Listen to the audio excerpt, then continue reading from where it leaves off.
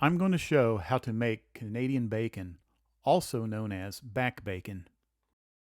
I will be using the Buckboard Bacon Cure box kit by High Mountain Seasonings.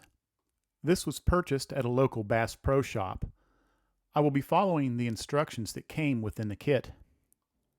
The instructions cover pork butt as well as pork loin. For Canadian bacon, I'm using fresh pork tenderloins. Unpackage and place the loins in a non-metallic container as seen here. Inside the kit, you will find two 8-ounce packages of the cure mix, which is enough for 25 pounds of meat. For smaller batches, as seen here, use 1 tablespoon plus 1 1/4 teaspoon per pound. Once you know the weight of the meat, collect the cure in a cup for that figured amount. Next, apply cure to all surfaces of the meat. Massage thoroughly, paying particular attention to sides and ends. If any slits or cavities are found, be sure to work the cure into those hidden places as well. Any excess cure from the cup should still go on the meat.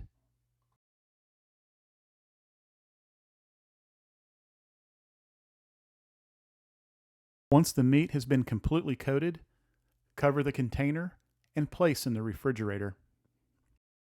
The total time it will be in the fridge is 10 days. Only remove on the 5th day so you can turn the meat. You will notice the meat has taken on all the cure and will feel more firm. Then put it back in the fridge and let it sit until day 10. On day 10, remove from the refrigerator and discard any accumulated liquid. Then, cover the meat completely with water. Allow the meat to soak for 1 to 2 hours.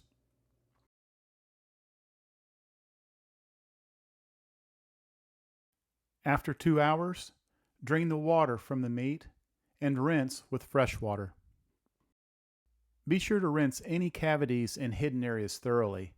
You want to make sure excess cure has all been removed.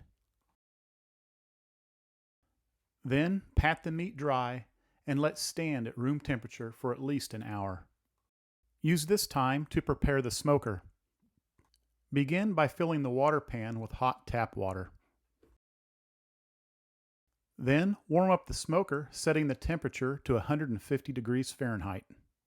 Once brought to room temperature, place the loins on the smoker rack and insert a thermometer probe into the thickest part of the meat. Load the rack into the smoker and secure the door. Keep the temperature at 150 degrees Fahrenheit for 45 minutes with no smoke. Once 45 minutes have passed, increase the temperature to 200 degrees Fahrenheit and start the smoking process. This smoker uses wood chips instead of pellets. My preferred wood for smoking Canadian bacon is apple wood. However, hickory also gives a nice flavor. Next, smoke until the internal temperature of the meat reaches 140 degrees Fahrenheit. When finished, turn off the heat and leave the bacon in the smoker for 1 hour to cool down. Then, the Canadian bacon can be removed from the smoker and is ready to eat. Slice into your desired size thickness and enjoy on a sandwich, pizza, or just by itself.